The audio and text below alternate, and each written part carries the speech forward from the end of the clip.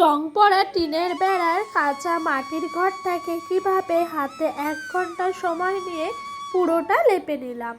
সুপ্রভাত বন্ধুরা, আবারও একটি নতুন দিনের সাথে নতুন একটি ব্লগের সাথে আজকের দিনটি শুরু করছি। আজ হলো রবিবার, এখন বাজে ঘড়ির কাঁটায় ঠিক সকাল 6টা। এরই মাঝে আমার মোটামুটি করে কাজকর্ম হয়ে গেছে। আজকে একটু লেট করেই উঠেছি জানেন ঘুম থেকে, কারণ আজ আর টোটোর তো স্কুল নেই। সকাল সকাল উঠে কাজকর্ম তাড়ার তাগাদাও নেই, সেই কারণে একটু লেট করে উঠেছি। উঠতে নিতেই দেখি বেশ রোদ্দুর উঠে গেছে, ঝলমলে একটা। ওই দিক দিয়ে উঠানটা আমার মোটামুটি করে ঝাঁট দেওয়া হলো। আর এই দেখেন এই দিক দিয়ে চলে এসছি কালকেকার রাতের কিছু বাসি বাসনপত্রগুলো নিয়ে মাজা ধোয়া করতে। তবে আপনারা তো কালকে রাতে দেখেছেন আগের ব্লগে যে আমাদের চাউমিন বানানো হয়েছে, তো সেই কারণে কিছু বাসনপত্র একটু বেশি বেরিয়ে গেছিলো। দেখবেন রাতের দিকে যদি রান্নাবান্নাটা হয় তখন একটু বেশি বাসন বের হয়।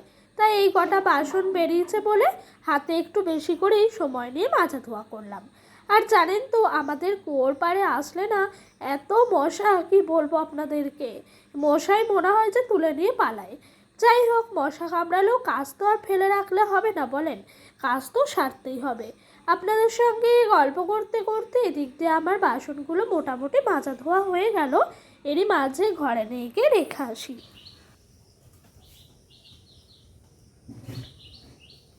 দেখতে পাচ্ছেন ওই নাইটিটি মেলা রয়েছে, এটি জানেন কালকে দুপুরে স্নানের পর মেলে রেখেছিলাম। তবে রাতের বেলা আর খেয়াল হয়ে ওঠেনি নাইটিটি তোলার, তাই জানেন তো সকালে আর তুললাম না। একেবারে কাজকর্মর পর যখন কাচা ধোয়া করব তখন নাইটিটি কেচে নেব। এই দেখেন এইদিকে সার্ফ ছাইটি মাখিয়ে এখানে এনে সার্ফ ছাই দিচ্ছি হাঁড়ি করে, কারণ আপনাদের আগের একটি ব্লগে আমি বলেছি যে ওইখানে সার্ফ ছাই দেওয়া যাচ্ছে না।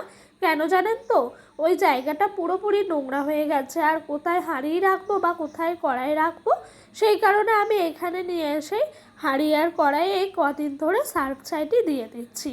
জানেন তো রান্নার জিনিস একটু পরিষ্কার পরিচ্ছন্নভাবে না রেখে কাজ করলে হয় না। এদিক দিয়ে আমার সার্ফ ছাই দেওয়া হয়ে গেল। ওই দিক দিয়ে দেখেন উঠানটা ঝাঁট দেওয়ার যে ঝাঁটাটি ছিল সেটি এখন এই যে আমাদের কুয়োর পাড়টা সুন্দর করে ঝাঁট দিয়ে দিচ্ছি। আর এখন কুয়োর পাড়টা এত নোংরা থাকে কি বলবো, সকালে এসে বাসনগুলো রাখার আগে এই যে বালতিটি রাখা আছে এই দিকেরটা আমি ঝাঁট দিয়ে দিই, কারণ বাসনপত্র নামাবো, অপরিষ্কার থাকবে। তবে জানেন তো যখন একটু কাজকর্মগুলো হয়ে যায় তখন ওই দিকটাও ভালো করে ঝাঁট দিয়ে দিই।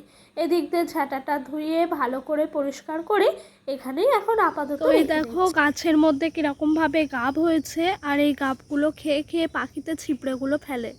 পুরোপুরি দেখাতে পাচ্ছি না, দাঁড়াও জুম করে দেখায়। এই যে লাল লাল এগুলো দেখা যাচ্ছে, এগুলো সব গাব। এই গাবগুলো নাকি খেতে অনেক টেস্টি হয়, যারা খায় তারা বলে।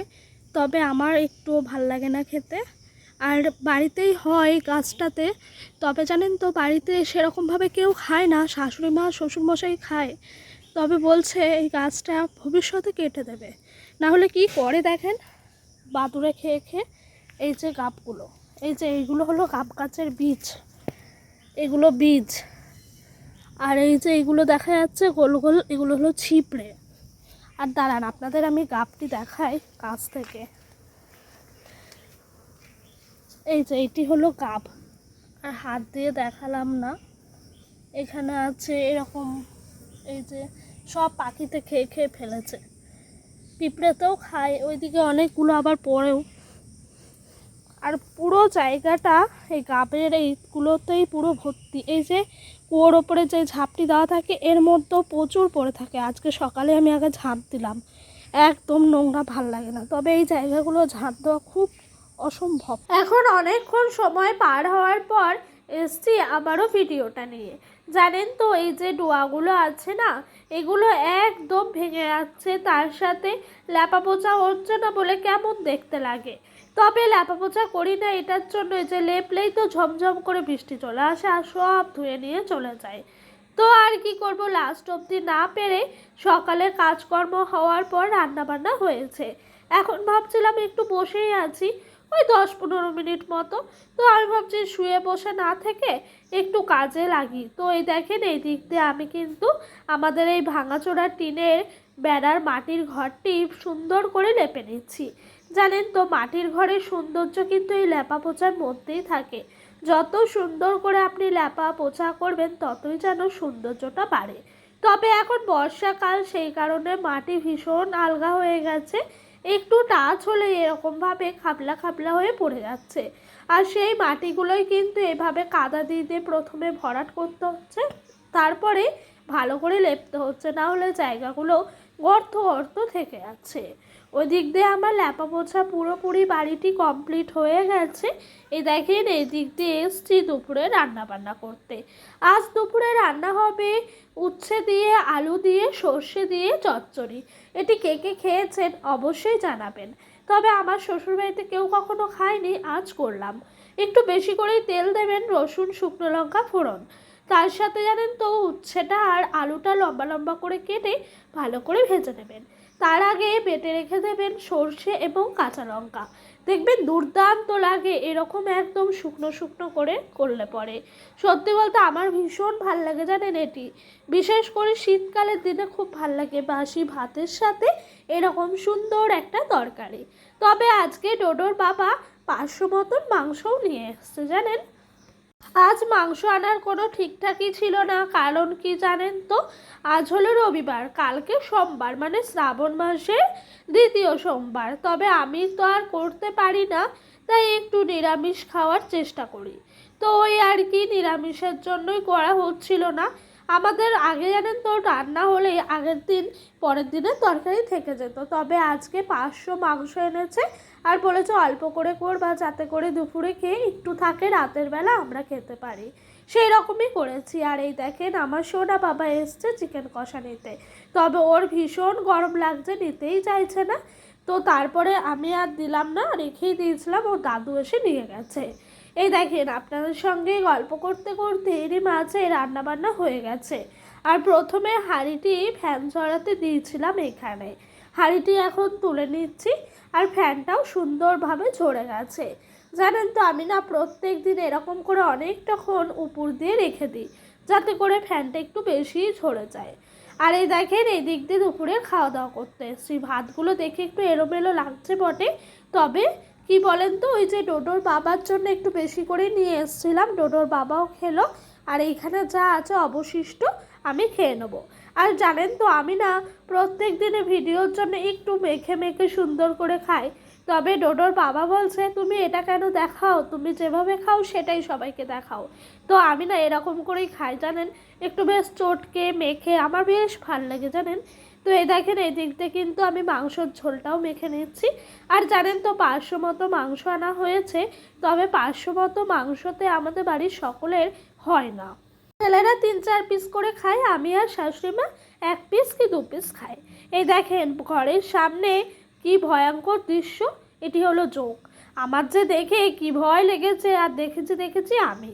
ডোডো এটাকে একটু আগেই পা দিতে যাচ্ছিল, কারণ এটা আমাদের ঘর থেকে বেরিয়ে ইটটি জানেন, জুম করে দেখাচ্ছি বলে হয়তো বোঝা যাচ্ছে না।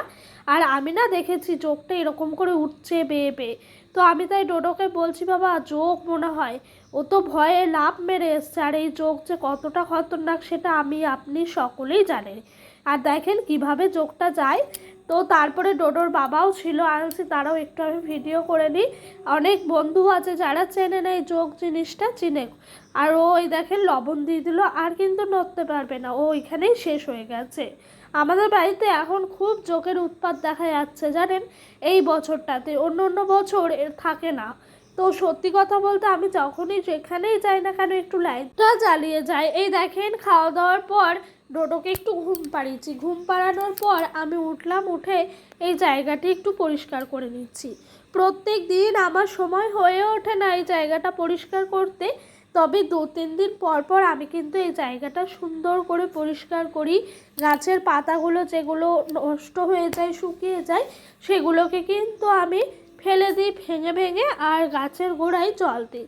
তবে আমার জানেন তো সব থেকে বেশি পাতা নষ্ট হয় মাঝখানের গাছটি। জানি না ওই গাছটির কী নাম, আপনারা যদি কেউ জেনে থাকেন অবশ্যই আমাকে জানাবেন। তো ওই গাছটার পাতাগুলো একটু বেশি করে ফেলতে হয়।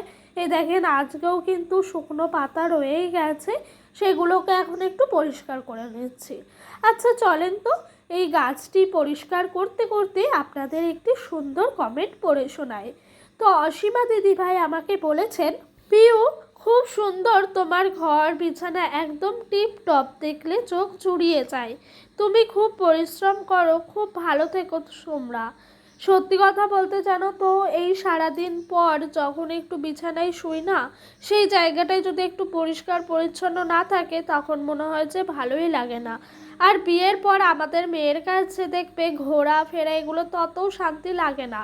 মনে হয় যে একটু সুন্দর বিছানার মধ্যে শোবো, শুয়ে হাতে একটু মোবাইলটা নিয়ে একটু দেখবো, আর এটাই যেন আলাদাই শান্তি। তাই জানো তো সবসময় ঘরটা একটু পরিষ্কার পরিচ্ছন্ন করে রাখার চেষ্টা করি ওই আর কি।